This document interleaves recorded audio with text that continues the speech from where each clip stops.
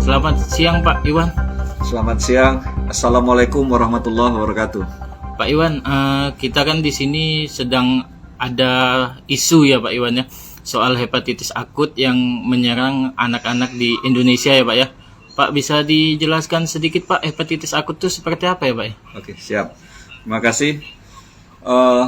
Sekarang Indonesia dan belahan negara dimanapun berada dihadapkan dengan informasi tentang hepatitis akut yang belum diketahui penyebabnya. Perlu kami sampaikan bahwa hepatitis akut berat yang belum diketahui penyebabnya ini ditimbulkan oleh virus. Namun penyebab hepatitis ini bukan hepatitis A, B, C, D, dan E. Ini belum diketahui secara detail. Riwayat hepatitis akut ini pada tanggal 5 April 2022 pertama dilaporkan di Inggris. Kemudian pada tanggal 8 April 2022, 3 negara lain melaporkan kasus yang sama. Kemudian tanggal 15 April 2022 ditetapkan sebagai kejadian luar biasa oleh WHO. Kemudian tanggal 21 April 2022 dilaporkan lebih dari 170 kasus di 12 negara. Kemudian tanggal 16 sampai 30 April 3 dugaan kasus pasien anak hepatitis akut meninggal. Kisaran kasus terjadi pada anak usia 1 bulan sampai dengan 16 tahun. Jadi sasaran dari hepatitis ini anak usia 1 bulan sampai dengan 16 tahun. Itu yang harus kita waspadai. Itu yang dapat kami sampaikan tentang hepatitis akut secara umum.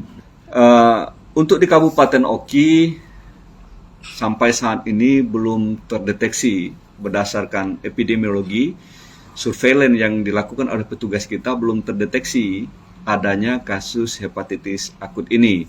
Perlu kami sampaikan bahwa gejala hepatitis akut berat yang belum diketahui penyebabnya ini, gejala awalnya itu mual, muntah, diare berat, demam ringan.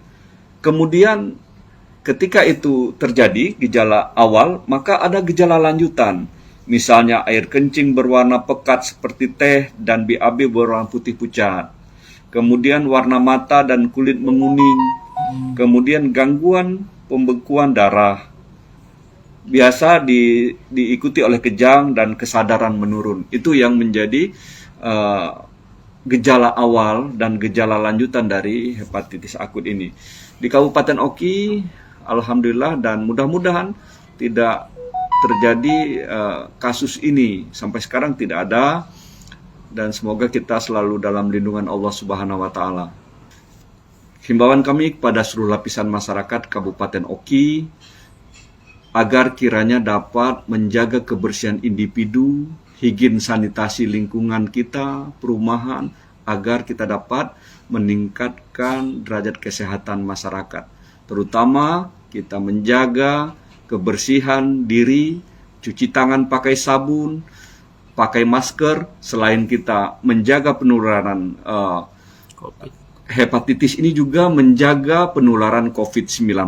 Oleh karena itu, pakai masker, kemudian menegakkan protokol kesehatan juga dapat mencegah penularan dari virus hepatitis ini.